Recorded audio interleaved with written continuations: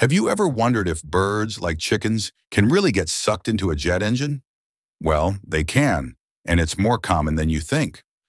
This is called a bird strike. Jet engines suck in tons of air to operate, and if a bird flies too close, it can be ingested into the engine. Small birds usually cause minor damage, but larger birds, like geese, can seriously harm an engine. That's why airports have bird radars, fences, and even train birds of prey to keep runways safe. Safety is taken very seriously because even one bird strike can be dangerous. Remember the 2009 U.S. Airways Flight 1549?